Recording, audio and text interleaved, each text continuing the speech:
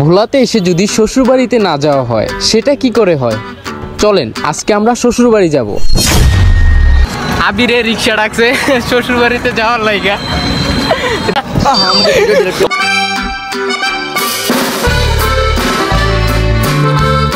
এইটা আবার কোন সিন? শ্বশুর বাড়িতে নৌকা?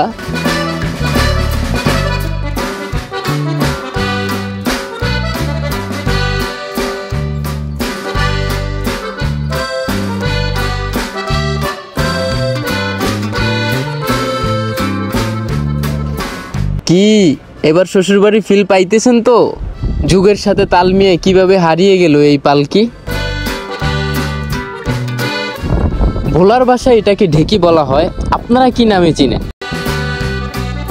একটু সামনে রয়েছে শ্বশুর বাড়ির বিখ্যাত মোটর সাইকেল।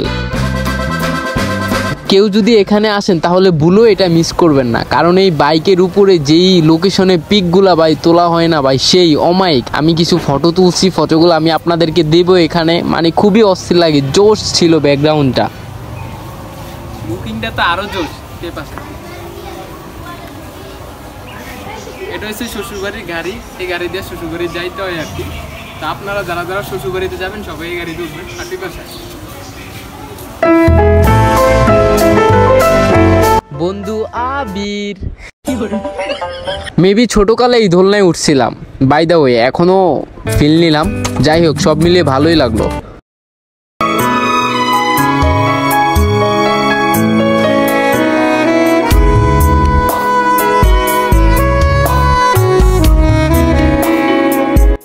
হৃদয়ের আনন্দে হারিয়ে গেলাম শিশুবেলায়।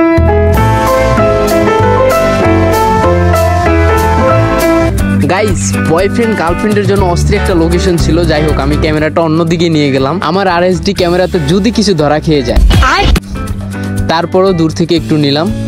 আসলে সুন্দর, ভালো লাগে।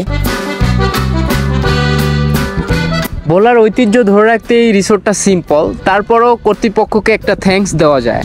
বিষয়টা আসলে অনেক সুন্দর, অনেক ভালো লাগছে রেস্টুরেন্টটা। আর বাম পাশটা মোটামুটি পরিবেশটা অনেক সুন্দরই ছিল। ডাইন পাশের অবস্থাটা খুব সিরিয়াস, ওই কারণে আমি ওদিকে ক্যামেরাটা দেই নাই।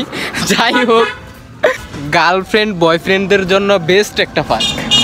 সর্বশেষ আরেকটা কথা বলি, হ্যাঁ, শ্বশুর বাড়ি মধুর হাড়ি, আইতে যাইতে ঝাড়ুর বাড়ি, তাই যাইও না আর শ্বশুর বাড়ি। তো যাইও না আর কেউ ঝাড়ুর বাড়িও খায়ও না। সারাদিন এত ঘোরাঘুরি করলাম, এখন তো কিছু খাওয়া লাগে, তাই না? বিল দেওয়ার জন্য আবিরের পকেট রেডি। এই যে আবিরে হালিমের বিল দিব, এজন্য ভিডিওটা করে আপনাদেরকে জানাইলাম। সবাই কিন্তু সাক্ষী, হ্যাঁ, এই যে আবিরে বিলটা দিব। এবার দিয়ে দিও তাহলে।